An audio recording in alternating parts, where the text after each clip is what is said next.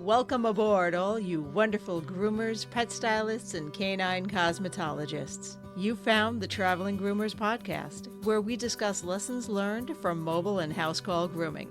I'm one of your hosts, Chris Bear Anthony. Any moment now, we'll be joined by my co-host and friend, retired mobile groomer and educator extraordinaire, Mary Oquendo, and very likely a special guest to help us chat about all things grooming, grooming industry related, and just plain fun digressions that I will totally wrangle back to topic. Grab those travel mugs and climb aboard to see where today's topic will bring us. Let's roll! Pet Edge is your provider for professional grooming supplies at great prices. Check their website often for new products, sales, and special offers. For a limited time, save 5% off your order with promo code TRAVELER5. Find what you need to succeed at petedge.com. Well, oh wait, hold on. Chris has got it. Okay. Yes, that's right. Thank you, Mary. Ladies and gentlemen, welcome to episode number 317, recorded on February 4th, and will be airing on February 25th.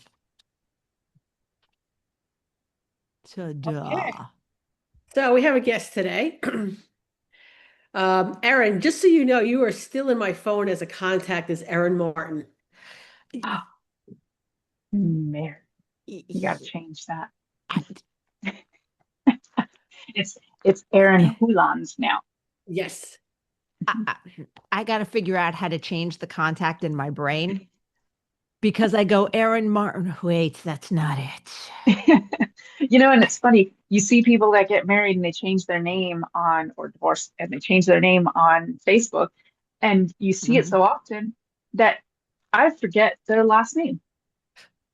I forget their last name, what their last name was before. And there's been a couple people where I'm just like, I know they got married and they changed their name. What the heck was their name before? And then there's other people where, like Lindsay Dickens, it's always going to be Lindsay Dickens. It's always, yeah.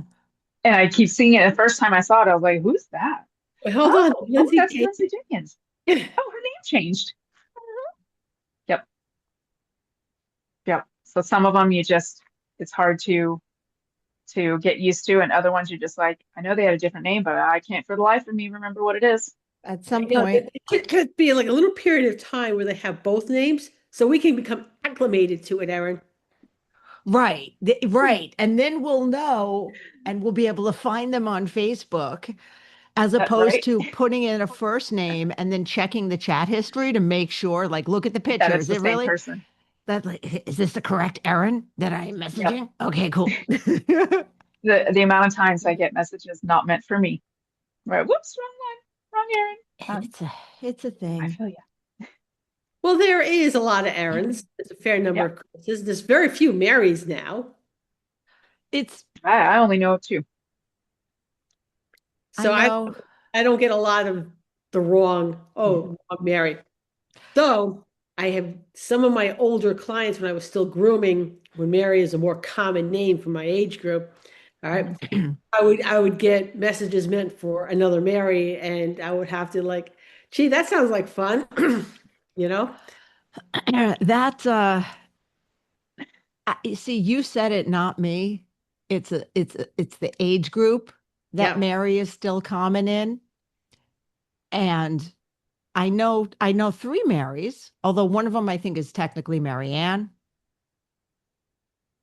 4, 2 of them are Mary Ann's, but one of them was supposed to be a Diana.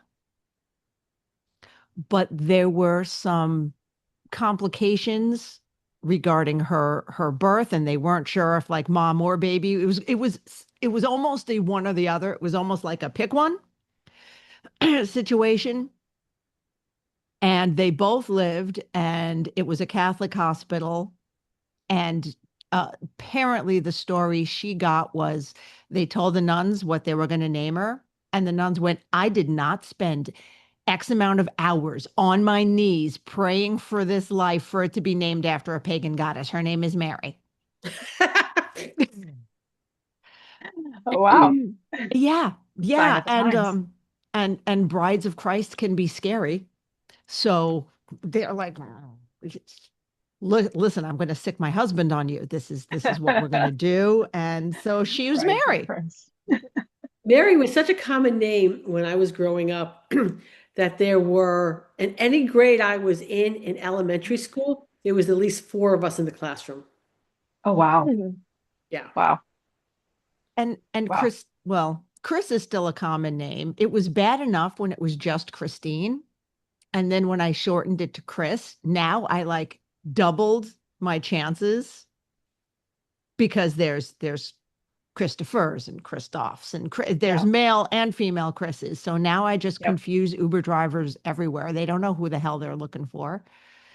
Like a person waving at them, that's who they're looking for. So Yeah, can't say I have the same problem. I don't run into a whole lot of errands. In school, there was always 2 of us, but it was usually a boy.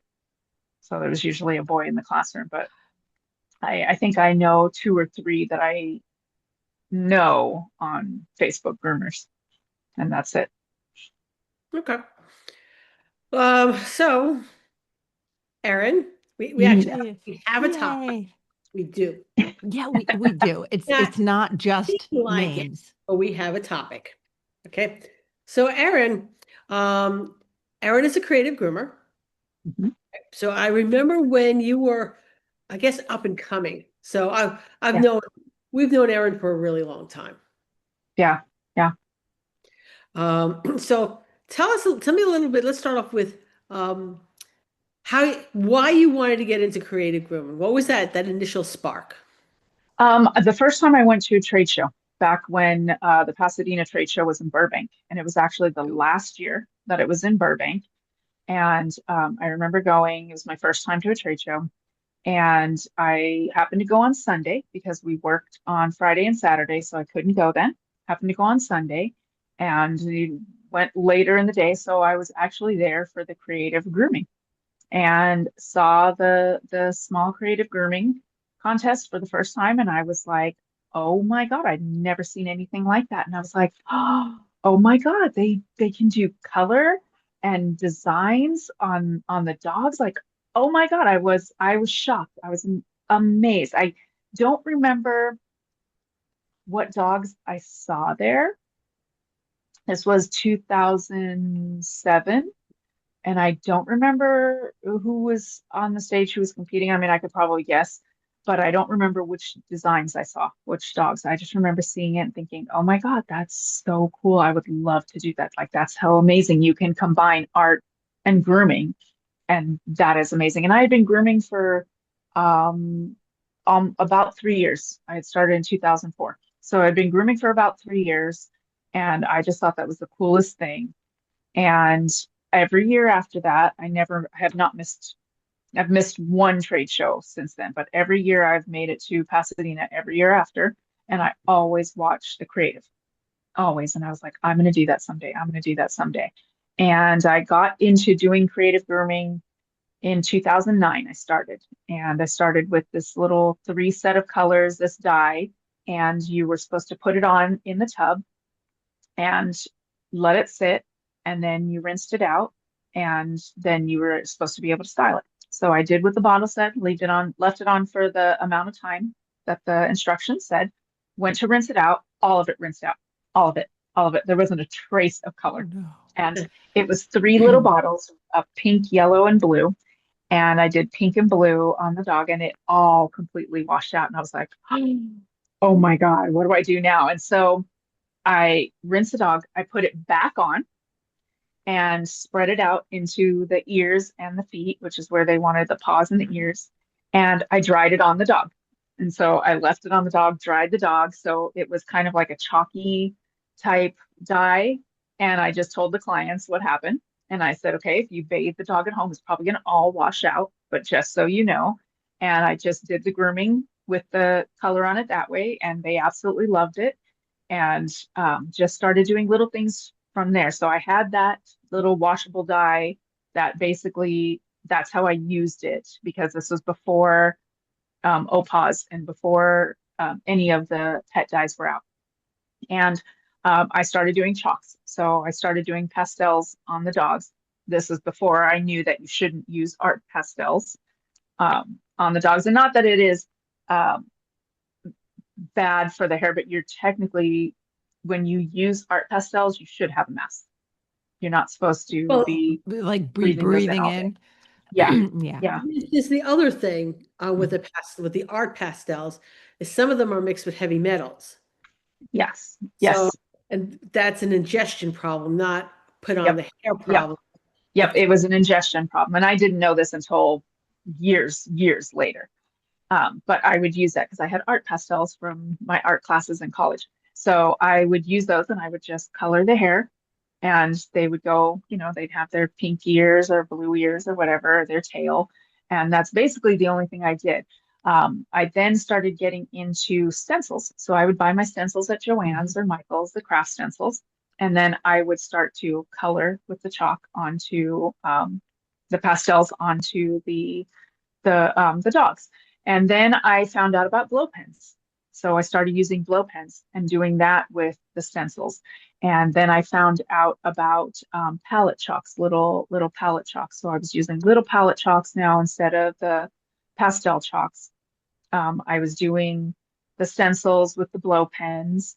And I didn't love them. Blow pens can give some people a bad headache. I hate that about them, but they It's worked well. it's that passing out thing. It's Yeah. that Yeah. yeah. So for little stencils and little, because I just did little designs, like think of My Little Ponies, the cutie mark. Right, right. And so that's what I did. So it wasn't bad for that, but that's what I started to do to get into the creative grooming. And then I found a product called Pet Paint, which is basically chalk, like a can that you spray on of not spray paint. It doesn't have that smell, but it's like chalk, like a liquid chalk. So it dries, it goes on liquid and then it dries and it becomes a chalky feel. And so I started using that for ears, tail, etc. And then I found out about dye. So this is probably in, I think, about 2013, 2012, something like that. I found out about Opaz dyes. And I started to dabble in that a little bit. And then I found out about the um, airbrushes. And I didn't have an airbrush yet, but I started to do the dye. So I was doing dye before I did the airbrushes. And so that's when I started to think about getting a poodle. And, it was kind of going, okay, if I'm going to compete, because by now 5 years had passed and I was just finding excuses, can't do it because I have a little kid and can't get a poodle because I've got two dogs, so I can't get another dog. And, there was just one thing after another that I was just basically, there were excuses. There were excuses. Oh, I can't do it yet. I can't do this. I can't do that. And watching everybody year after year compete, wishing that was me and being like, oh, I'm going to be up there someday. I'm going to be up there competing. And I finally this went on for several years. I was doing creative grooming and practicing on my clients. I started to do bigger designs. I was starting to do coat carving. So I started doing coat carving probably in 2014 when I opened my shop, when my business partner and I opened shop. So I started doing coat carving and doing designs, and I would do little gems, or I would do airbrush on it, or I would do the chalk. And I also this was about the time I also discovered paint pens, which are like a lipstick consistency. So they're a cream chalk. Oh, So they go on like a lipstick does, and they dry to a chalky or a waxy feel. So if you leave them on and you don't brush them out, they have kind of a waxy feel, like I guess old lipstick, just that type of feel. If you brush it through, it ends up having a chalky feel and it spreads out. The color spreads out and it can give you a softer look. So I started playing with that, um, playing with the blow pen still, doing gems, starting to do ear extensions, things like that. And I started to get more into coat carving and creative carving. And so I would ask my clients, I would start practicing on their dogs, carving things in. And I started actually first doing reverse coat carving, so shaving the design into the coat. right. So basically, like abstract. And that's what I started doing first. So I started practicing that, and then I would color the shave parts. And that's what I would do is color that part.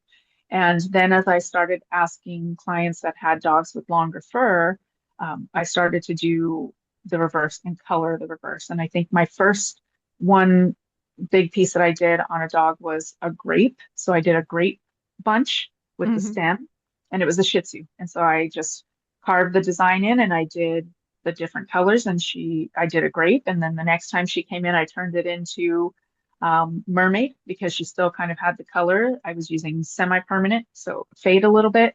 And then I just did the little mermaid. I did the scales, so I turned the grapes from grapes into like scales. Did that in threw some blue in there, some pink. I still had the purple from the grapes left over, and then did rhinestones where the tail would end at the body, and then colored her tail so it kind of went into her tail. So it was the back part of her back and into her tail, and started doing that more. And then in 2019, I really started to get serious about getting a poodle. I only had one dog at the time, and I was like, if I don't do this now, I'm never going to do it. So I started asking around on Facebook about poodle breeders, got recommendations for three or four of them. One of them didn't have a litter on the ground. One of them was in Arizona. So it left one 8 hours away up in Northern California and one in Van Nuys, which is about an hour from me. So I ended up going um, with Mimi's poodles and getting my poodle from her, which happens to be the same breeder that Terry DiMarino has her two dogs from. Okay. Sandra Hartness has had contest dogs from her for creative, and Gabriel Feitosa's current dog is also from that breeder. And there are a couple of other groomers in California that have gotten dogs from her for contests and for competing for creative and for creative work. Okay, hold that thought because we all know getting a poodle changes your life. I'm going to hit our first button and do our first commercial because that seems like a good like jumping off point, like because poodles. Perfect. Perfect. I know when I'm on the road grooming, I want to keep things rolling along. With a 9-foot clearance, Handview mobile grooming vans actually fit through most drive-thrus to make lunch and banking on the go a breeze. With their clean-running diesel engine getting up to 5 hours runtime per gallon, you're spending less time and money at the pump. Visit Handview.com today to configure the mobile grooming van of your dreams. So then you got a poodle puppy. So yes, so I expected it to be like another year, and it ended up being really quick. Like she had puppies. I think when I contacted her, she had puppies that had just been born, and she Oh. still had some available. So I told her what I was looking for, that I was looking for a competition dog, good coat, wanted to do creative with her, and she basically picked a dog. She was kind of in between the two that one she was going to keep and one she was giving away. And so she set me up with the dog that I have now with Taylor. And I got Taylor right after Super Zoo in 2019, so September. I picked her up, brought her home, and she was kind of hard to potty train. And she was a great dog though. She is a great dog. She's a great puppy, great personality. She came to work with me, just really, really friendly, fun dog. And I competed with her for the first time at Pasadena in poodles. She was about 8 months old. And it wasn't, people told me, oh, don't compete with her. She's not old enough yet. Her coat's bad. But it wasn't, I was competing with her to get her used to the atmosphere of the environment. Right. You weren't about, it wasn't about placement. It was about training her and just breaking the ice for you and getting in there. Exactly, because she had puppy coat, so I knew there was no chance at placing, but I wasn't worried about that being my first competition with her.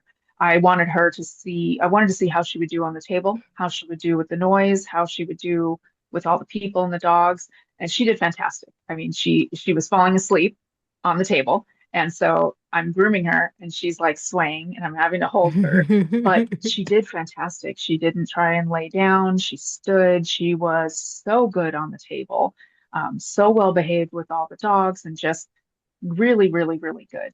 So I had a lot of time to practice with her because in the next month we had COVID, that everything got shut down. And so I didn't get to take her to Super Zoo, didn't get to compete with her because I would have done the same thing. I would have probably entered just poodles to get her used to it because she was too young for me to really dye and trim any designs, and it would have been too hard with her fur. So that didn't happen, but I worked with her. I practiced on her haircut. When she turned a year old, I actually had a Zoom lesson with Mackenzie Murphy, and she showed me how to put her in a continental. So shaved off her puppy clip and put her in a continental. And then I started doing color shampoo on her because even though I bought her for creative, I was like, oh, I don't want to put color on her. Like, she's so pretty white. I was like, oh, she's so pretty. So I started doing the color shampoo on her pom-poms because I was like, well, that'll wash out. I can see how I like it. And if I really want to do that, I'll do that. So I was practicing the Continental on her, and I thought, well, maybe I'll do one competition with her in Continental, and then I'll start creative. And then in December, I was like, you know what? Coat change hit also, which was hard. Oh, and I was dealing with coat change in a Continental. Okay, with a spray up. With the spray up. Okay, so tell me the truth, because this happened to me too. You thought you knew what coat change was, right? Oh, yeah. You thought you yes. knew until it was your puppy. Yep. Whatever they tell you about coat change, it's 100 times worse than what they say.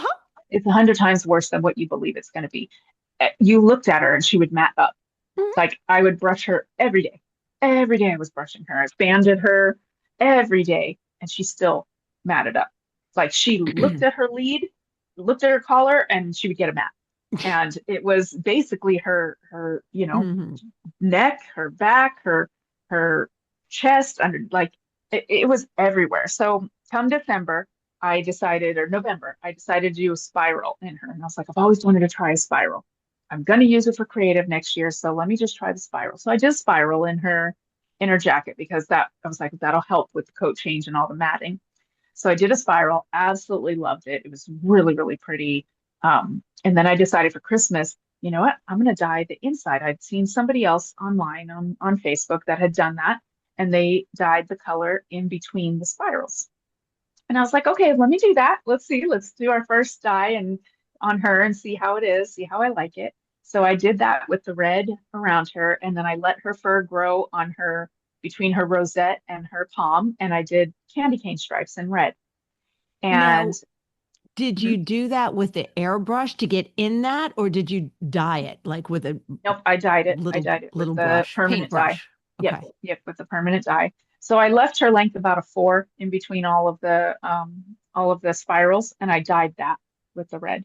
And I entered her into an online Opaz contest, and I won 3rd place for that. I think second. I think it was 3rd place, and ended up winning one of their recirculating systems and two shears. So I was pretty excited. It was the first online contest that I had entered, and I was super excited. I stood her by the Christmas tree, and of course she decided to pose with one leg kind of forward and one leg back, because she naturally stacks. And it was a beautiful, beautiful picture, and entered that into the contest and ended up placing with it. And so I was really excited. So then comes January, and I have to get her fixed. So I have that in the contract. So I go and get her fixed. She's got the cone on. I'm not brushing her every single day. She matted up like you wouldn't believe. Because I was not taking the cone off when she was with me to brush her out daily, because I didn't want her to be licking while I was at work or at night. And she matted up like crazy, and there was no way I could brush that out. And I was just like, oh my God, there's no way I can brush this out. This is insane. So I took her down with a 4. And so her little ears were tasseled ears because her ears were a hot mess. Her neck, everything. I kept her top knot and took her down with a 4, kept her pom-poms and just took her down. And I was like, okay, well, we'll start we'll start practicing on her. And I already knew my design, so I was doing Harry Potter. So I started carving that in as she was growing, and it was easy to carve it in because she was like a 4 length, so it was really easy. Well, that year, Pasadena was in July, I believe, June or July because of COVID. Everything was still, they Right. weren't able to have it in February. And I just probably got the nervous things, just didn't do her in time, didn't get her finished, so I wasn't able to enter her. So I didn't compete in Pasadena, which I should have. I should have, but I didn't. I didn't have her dyed in time. So we went half dyed. I took her to the show with me and she was half dyed. And I said, okay, I'm not going to miss out on an opportunity like that again. I should have entered her. There's no excuse. I should have had her done. And I was like, I'm not going to miss out on an opportunity like that again. So I entered into Super Zoo and took her in August to Super Zoo. And so that was my very first extreme creative competition. And I went all in. I went go big or go home. I didn't do like a safe design. I was like, I'm going to do each house on each leg for Harry Potter. Yeah. And I'm not only going to do the animal that represents a house, but I was like, I'm going to do both colors and stripes. First time doing creative, extreme creative. And instead of just doing the main color behind it, nope, I'm doing stripes. Got to do the stripes. It was very hard, and being perfect, trying to do those lines perfect, it took a long time. But I got her done for Super Zoo, and I hadn't taken a lot of courses. There were not a lot of courses online. You pretty much had to take your creative courses in person because there just wasn't the webinars available at the time, or you had to have an in-person lesson. And it was something that, as a single mom at the time, I couldn't afford. So when I went to Super Zoo, there was a lot of knowledge I did not have. And Adrienne Pope was my judge, and she gave me an amazing critique. She gave me a really, really good critique, really helpful. I went in using Opaz, the water-based airbrush to do my details. And by the time I was finished in the back and went on stage and we were ready to present, the black had faded. So the H for Hogwarts had not faded completely, but it went from really, really nice black to like a grayish black. And that was all my details. Okay, hold that thought. I'm going to hit another button, and then I have 2 questions regarding that. Okay, you know I love my Evolution swivel shears, and you even know that these customizable shears come in non-swivel as well. But did you know that they're the only ones I've been trusting my sharpening with for around 15 years, and that's how we met? What? You haven't tried their sharpening yet? If so, send in your next batch of sharpening and you'll get 1 shear sharpened for free with a $75 order just for telling them where you heard about them. Your shears and blades will thank you. You know, the whole why I will never have a poodle. Okay. Coat change? Coat change. But we were watching Westminster one year, and the poodles are out. And my husband's like, oh my God, those are magnificent. We should get a poodle. Yeah, right. So I went over to the kitchen, got the comb and the brush, and I'm like, this is a comb, this is a brush, this is how you use it. If you want a poodle to look like that, you're going to be spending a lot of time maintaining it. Yeah, she gets bathed once a week, and I usually brush her in between the bathing, usually once in between. But it has become something that I love to do now. Like, it's relaxing to me. She doesn't love it, but I love to pull her up on my lap, upside down, and I'll just brush her, turn her over, brush her. And by this time, it doesn't take me very long to do it. But it's just to keep her from getting tangled up, like from her collar or playing, etc. But yeah, so I did my first creative competition, extreme creative at Super Zoo, and ended up placing in 3rd. And that was my very first competition. You said something great with that. And I think a lot of people are scared to get in to do that first competition of any type. But it's such a learning experience, and the judges' feedback can be so helpful. Oh, it completely was. And Adrienne told me she gave me tips on the airbrush ink to use, so I had the correct ink the next time. She gave me tips on dyeing, on neatening it up. And so I had entered an online competition for October. So I went back home, applied the tips that she told me about, and placed second place in that online competition. You know, And that I Nice. really noticed among the creative groomers is that you are all so supportive of each other. oh, yes, yes. One of the reasons, well, I don't know if it's one of the reasons. It wasn't always that way. They've had issues in creative grooming, just like they do in purebred. But I think the creative groomers see a lot of the arguing and behavior in purebred competitions, and they don't want to be like that. We don't want the creative grooming community to be like that. We want to help each other. It is not about, yes, it's a competition, but it is not about, for me at least, stepping on others to get that first place. It is not about hoarding information and keeping those things from other competitors so I can continue to place. I want that competition. I want to see those other creative groomers do well, and I want them to be competitive with the others. I don't want it to be a lopsided competition all the time where you have the same people who are always winning. There's never any competition that comes up because they can't get the knowledge, or they can't, um, they can't get a foot in, or it's not fair. Like a lot of the competitions lump them all together. And I don't think that's right. You have newcomers, first timers going up against somebody who's been competing for 10 years. That's intimidating to a lot of people.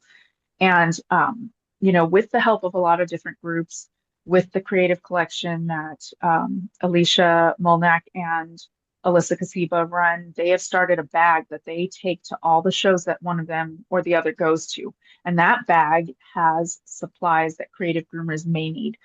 Forgot an ink? It's probably in there.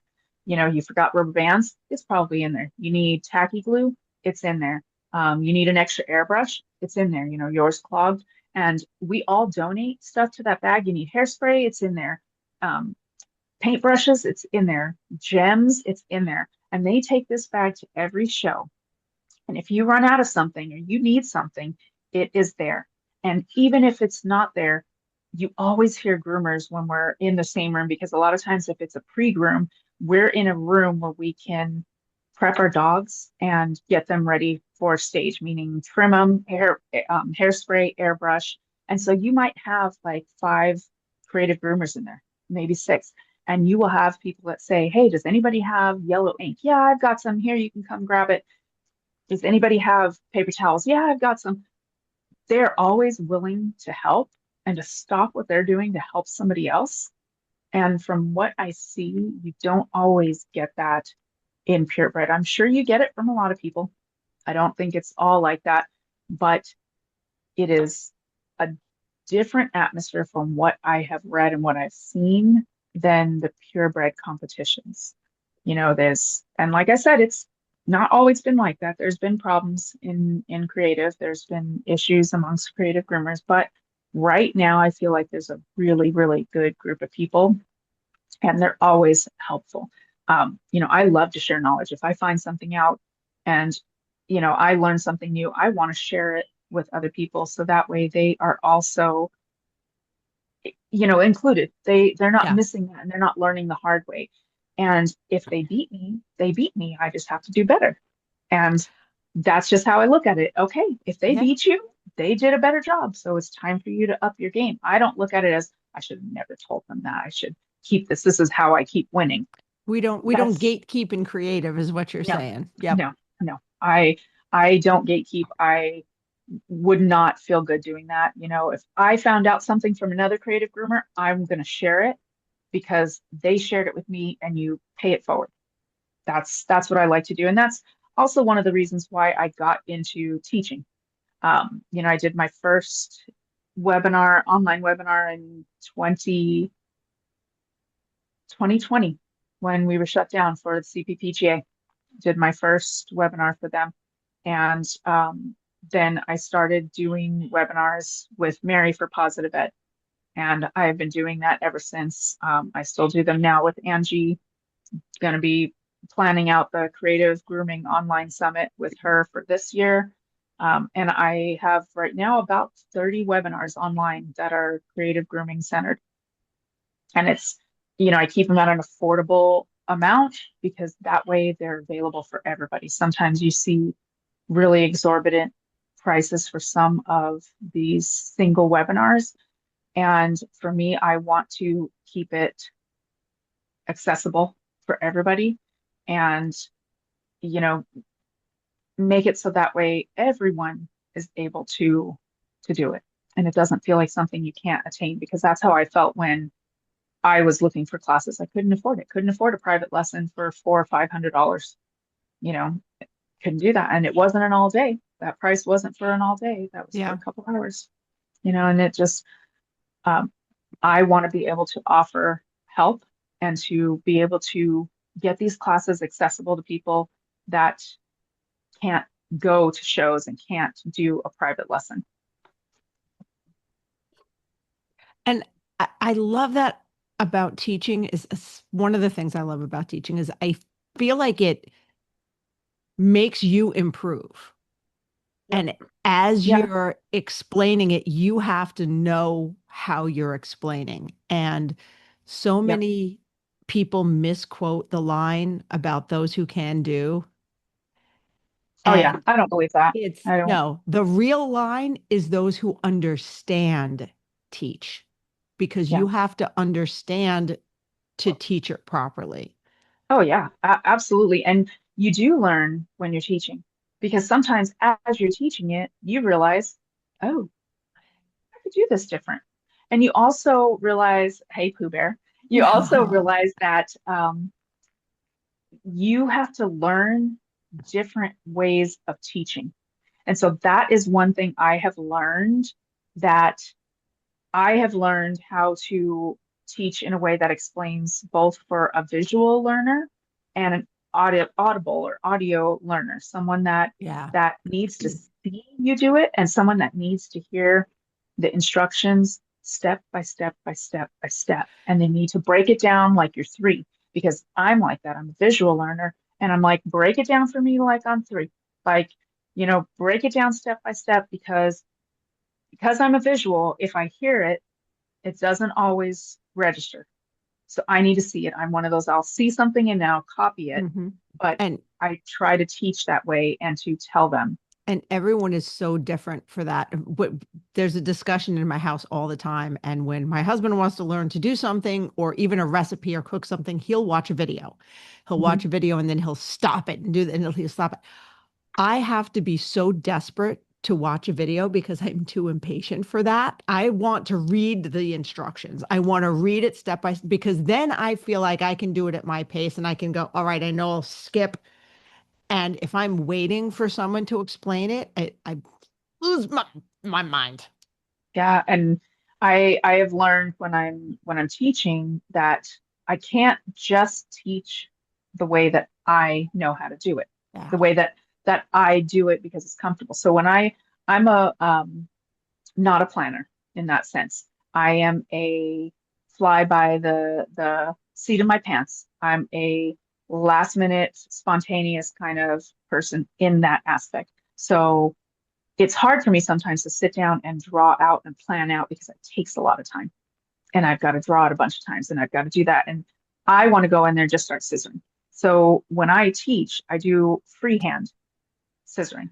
So I generally don't airbrush the design in, or use a stencil, or use a cutout, or anything like that. I look at the picture that I'm going to be based off and that I'm going to be using, and I go in and I freehand with my scissors.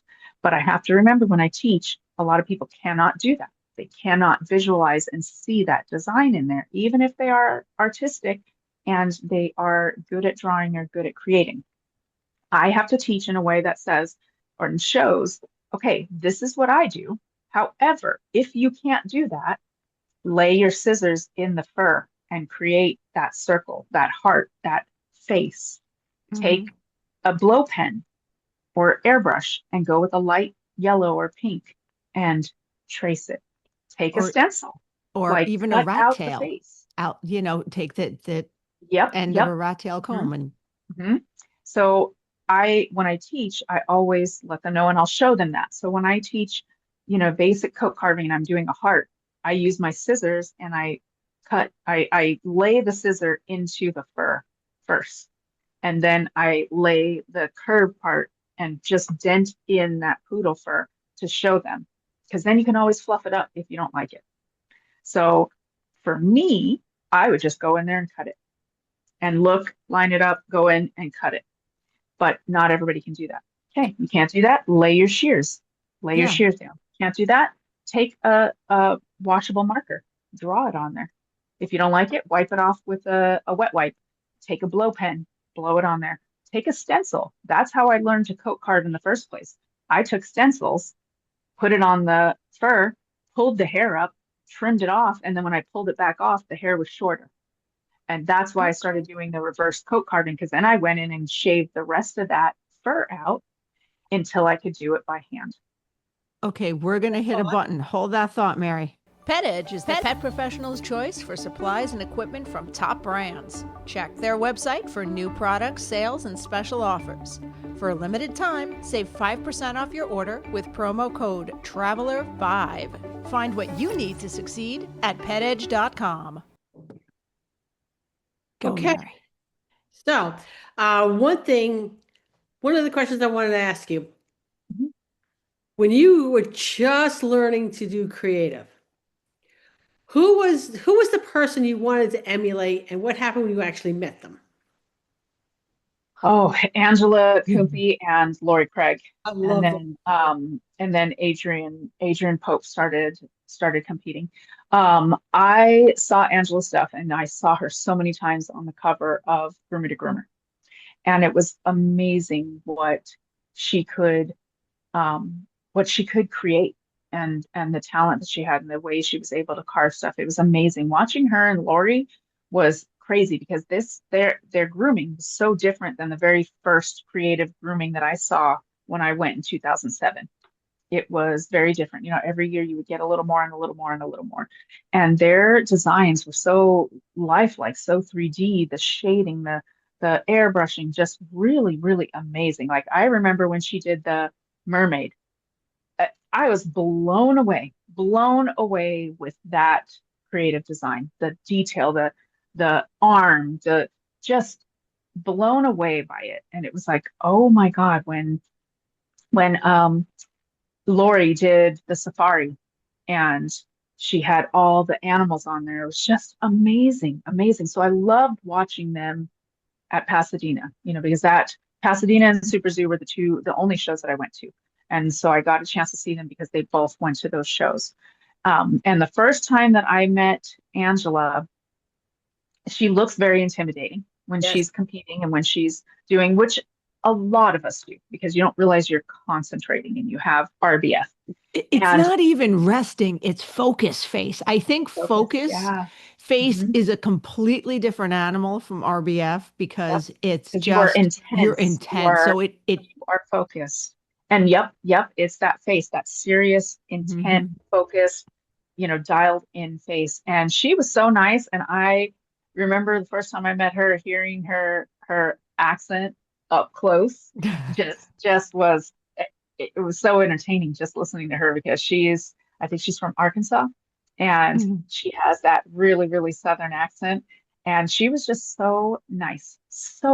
And I never got to compete with her on stage. She retired before I started competing, but she's been my judge several times.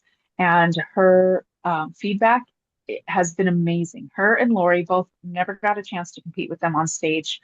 They both retired from competing by the time I got in there with Taylor. And so they have been judges. They've been my judges in several different competitions.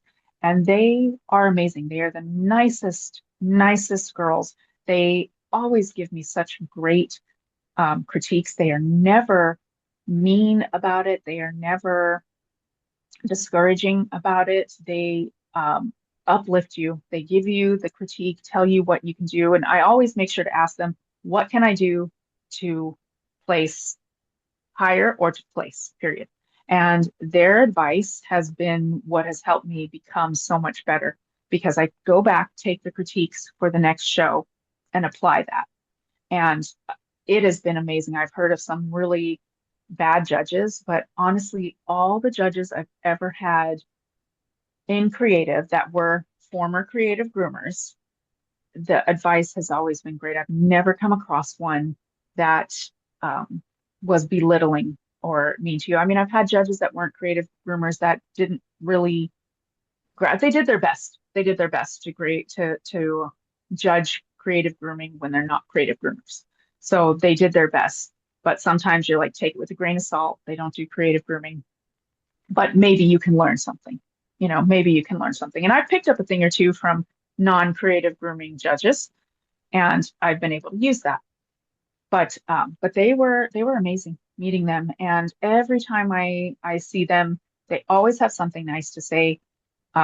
They've been, I think, fantastic idols. I think they're great idols for people to look up to. Their classes are amazing. They've been a huge, huge inspiration for me for creative grooming. Yeah, Angela and Lori, you remember Spirit, my blind husband? Yep. They put googly eyes and a snidely whiplash mustache on him. He was so happy walking around with eyes on him. Because he probably got so much attention. He didn't know why, but he was just getting all this attention. And they really are great. It's always nice when I go to a show and they're judging, or I'm able to see them. And they're at most of the shows that I go to and compete at. I was teaching another class, and they had Spirit in the class at the same time. I had students in Angela's class texting me photos of Spirit with the googly eyes during class. That is too cute. You kind of have to. I mean, that would be great. I would probably put googly eyes on him too, because that would be great. I'd probably put those little dragon ones. Oh that no, have the colors and stuff. Wouldn't that be so cool? But if there's enough fur, because he had 0 eyes, what about airbrushing on the big anime eyes? Like airbrush on those big cartoon eyes? You could do that now, and the way they do the big eyes with the gems. Oh my God. Yes. That'd be so great. That would be even.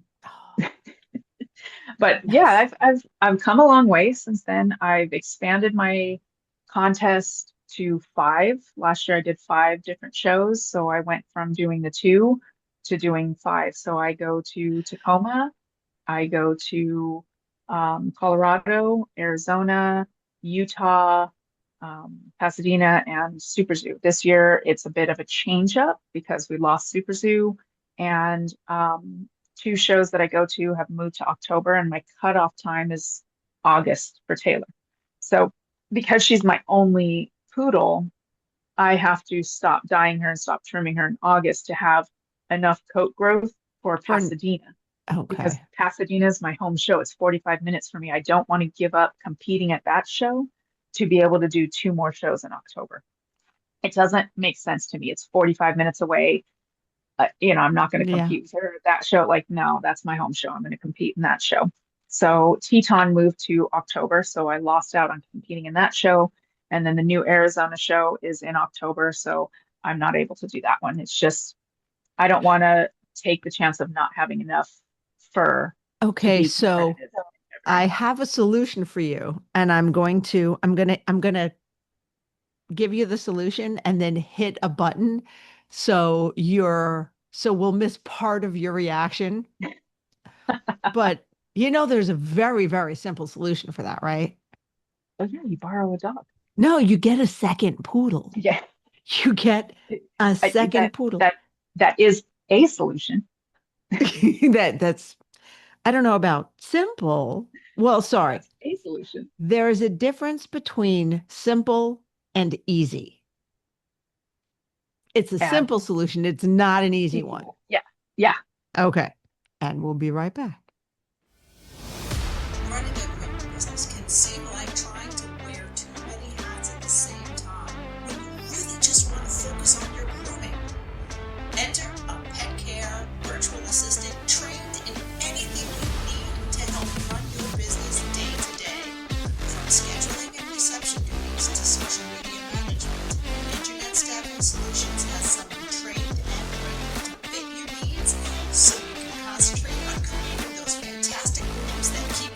is thriving.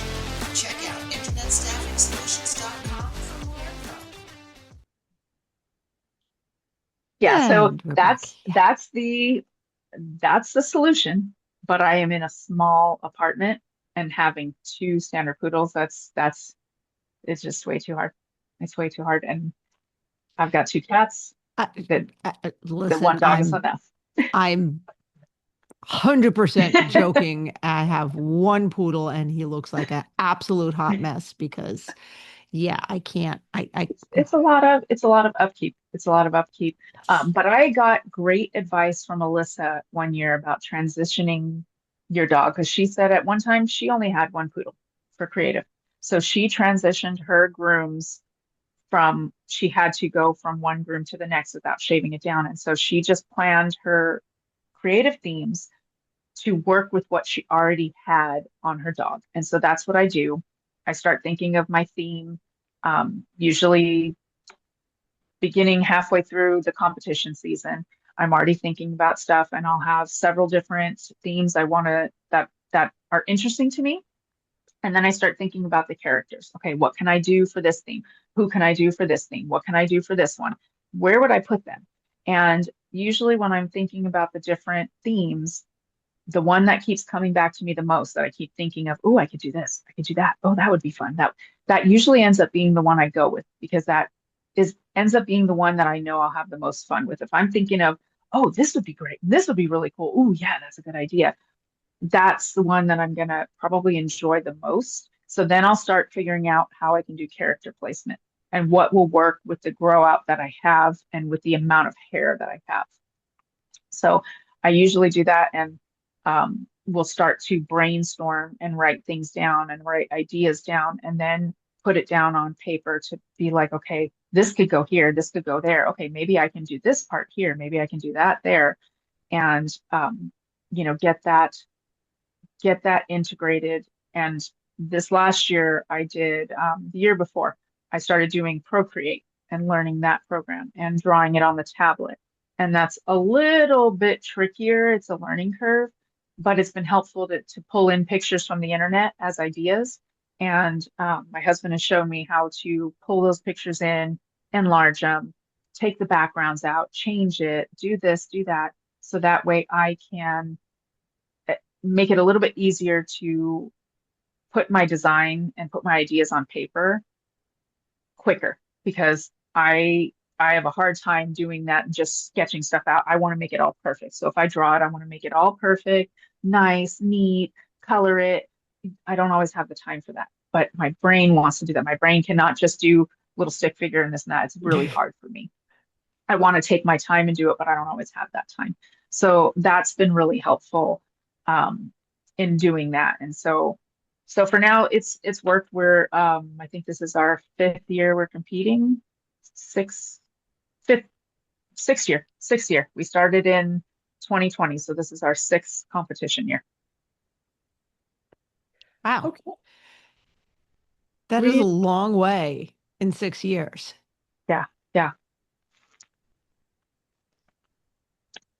So, Mary, more questions, or should I hit that? I know what I just did, but to keep it on the hour, I'll hit that last commercial. Hit the last commercial because I got something I need to talk to Erin about. Okay. I love being a house call groomer, but I hate doing laundry or worrying about asking my clients for fresh towels. Raypet has solved those problems for me with the Wet Pet disposable towel. Taking up much less space than traditional cotton towels and easy to wring out and reuse, these super soft, comfy, absorbent towels eliminate any cross-contamination concerns between pets, and now their new smaller washcloth size can even help those sensitive eye areas. Great for cleaning out wrinkles gently and thoroughly. Need to keep water bowls for your clients on hand that are easy to disinfect, but hate all the room traditional clanky metal bowls take up? Or just have a very active pet? Their collapsible silicone bowl comes with an aluminum D-ring hook that can be attached to your pet's leash or anywhere else in your van for easy storage. You can get one by itself or in their handy travel kit, along with a set of 3 tick removers and 1 small wet pet towel. So stop by their website to check it out, raypet.net, and tell them the Traveling Groomers sent you. So, Erin, where will you Question be? time. No, it's not a question. It's actually more of a statement. Oh, okay. Where will you be in April 11th, 12th, and 13th in Seabeck, Washington? So that it will actually be kicking off my um, speaking season. So I will be in Washington in Seabeck. Is that right?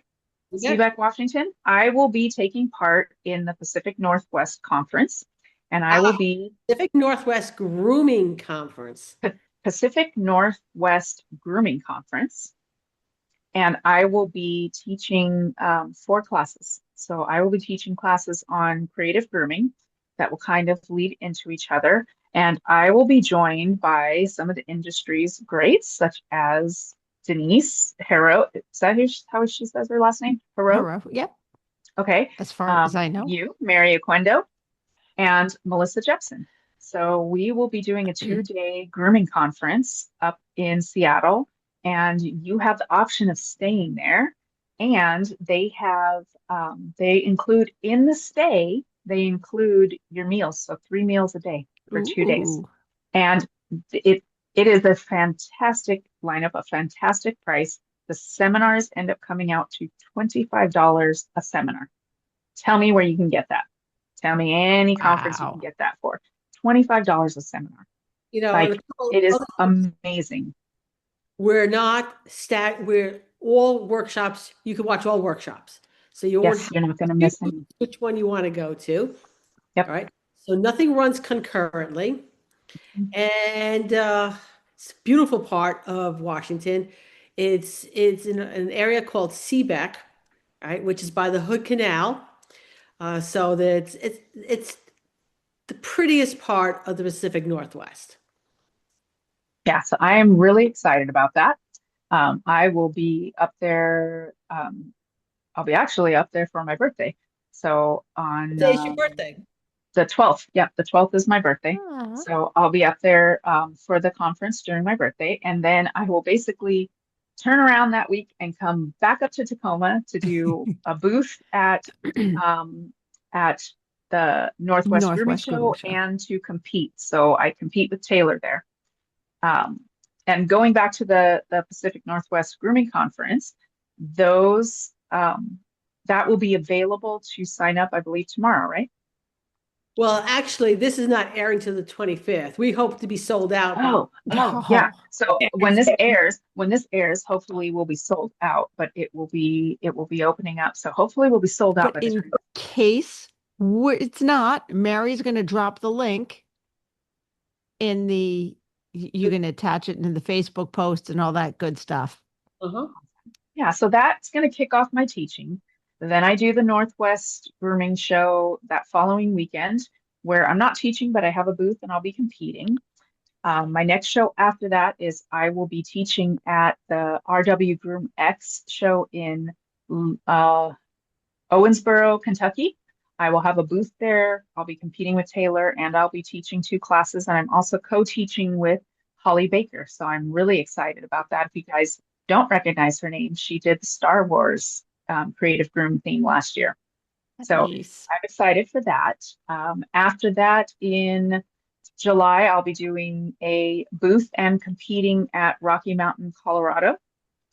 My next show after that is going to be Teton in October, where I'm going to be teaching. I'll have a booth, and I will probably compete in abstract. I'll probably borrow. Why did Cooper instantly lose his? I don't know, Mary, why did Cooper instantly lose his? This freaking ad for Fallout just came out. Oh, that's great. And then my last one so far is going to be the Rocky Mountain, Arizona show, which has been Why renamed. did Cooper instantly? Which has been renamed. Can't touch anything on my computer. I love that Mary is Nope, just hands off. completely been outed for scrolling on her computer during Right. the podcast. And Chris isn't going to cut that out. Oh, absolutely not. Absolutely. Listen. I have the decency to turn the volume way down and scroll on my phone. So it's not obvious if that happens. So So you don't I get caught. Okay, never I'm mind. not calling, this is not the pot calling the kettle black. This is the pot calling the kettle like, you don't know what paint is. You paint over it so it doesn't look, yeah, anyway. How funny. A better metaphor will be at some point in my life, but not today. So So, this show, this is the second year, and they've renamed it to the Wild West Grooming Fest, and that is in Arizona over the Halloween weekend. Ah, So I nice. will be teaching at that show. I'll have a booth, and I will probably compete in abstract again, or dynamic duo, depending on what they have there. So I may look to see if I can do another show in between, but we will see. But that is my goal to be able to do more booths and kind of increase that. And I have just um, kicked off, not kicked off, but I started adding products to the website that I sell in my booth. Oh, fun. So I've got that available. The website is up there. It's the creativegroomer.com, and it's got everything from glitter to neckwear to uh, ruffle necklaces. I'm adding a little bit at a time. Whenever I get a chance, I've got chalks up there. I don't have any dyes on there just yet, but I'm adding stuff a little bit at a time. So I'm Love it. excited for that. And so that basically is my kind of my overview of the next year of where I'm going to be teaching and where I'll be at. all right, so Uh, you won't be in Texas for the Pet Pro Classic, right? No, I had applied for teaching. I wasn't selected as one of their instructors. So I am still up in the air as to whether or not I will do a booth there and compete. It's still open where I can do that because that's in June, but I have not made that determination. I really like to try and teach at the shows I'm going to do a booth and compete at. It definitely is a bigger benefit to do that, but it isn't necessarily reason to not go. So that one's still up in the air. Nice. And by the way, that one is probably my favorite hotel. It's Oh, it's of really nice. all the places I I travel. stayed at the one across the street, the Yeah, yeah, little yeah. The little oh, it's boutique so cute. hotel. Yes, yes, Adorable. it's so cute. It's so comfy. It's just I really, really like that hotel. It's the second time I've gone, and it's just the cutest hotel. It's a And fun Mary, feeling. don't be scandalized, but I actually like it better than the Hotel Murano. Well, I haven't been It's to a the. totally different feel too, though. That's why, because the Hotel Yeah. Murano is like lovely and Oh, fantastic. beautiful. And with all the glass, the And it's blown glass but it stuff. still kind of feels like a hotel. Yeah. It just feels like a very nice hotel. And Mary, did you say you have not been to the one in Texas yet? My first year. Oh, you're Oh, gonna like it. It's really cute. yeah, Really, yeah. really cute. You by the end of this day, you'll be like, all right.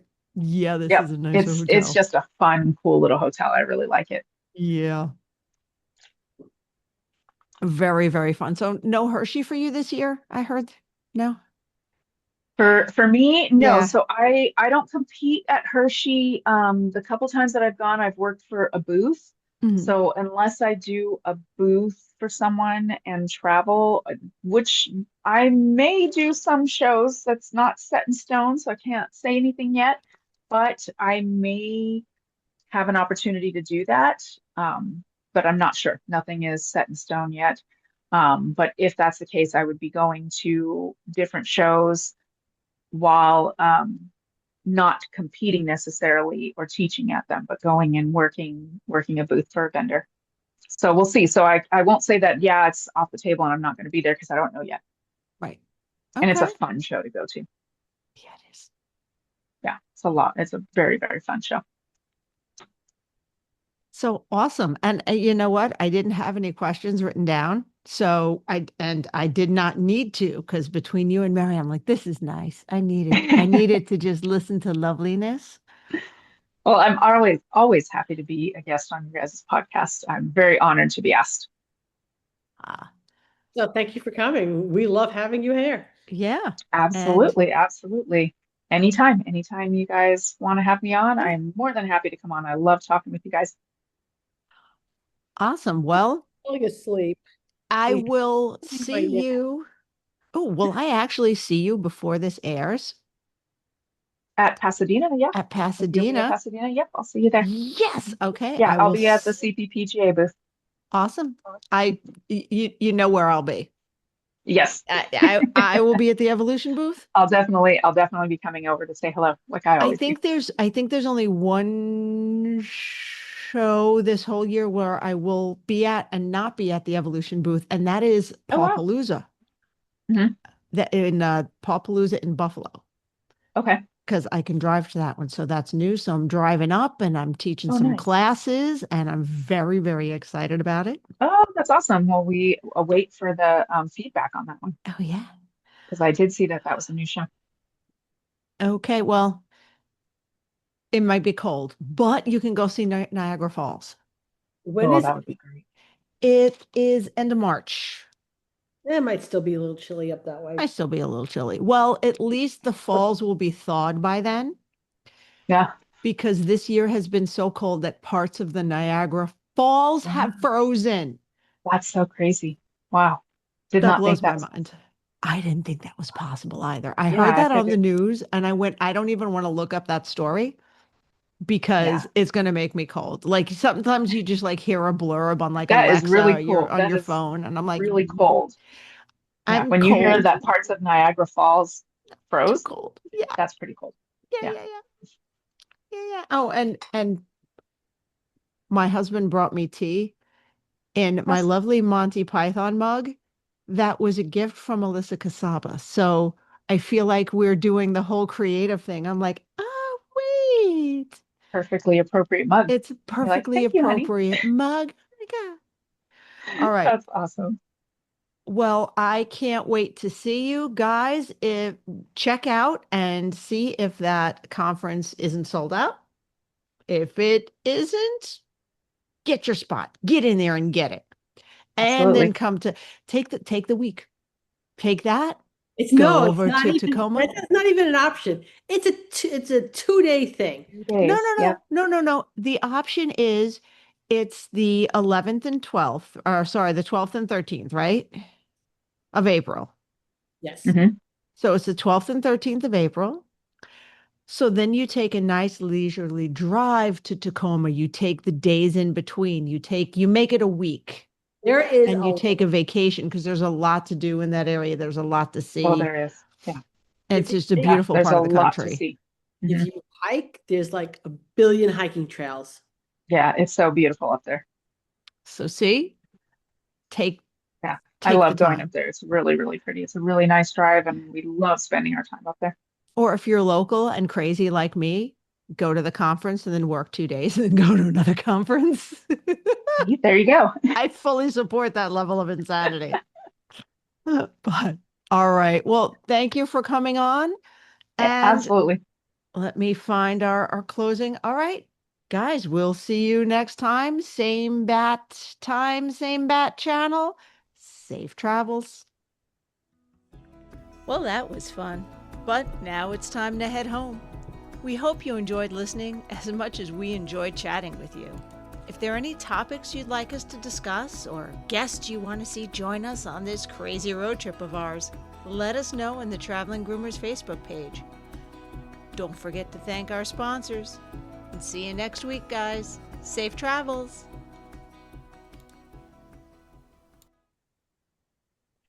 I did it. I didn't wave this time. I didn't wave at the part I always cut off. Ha ha.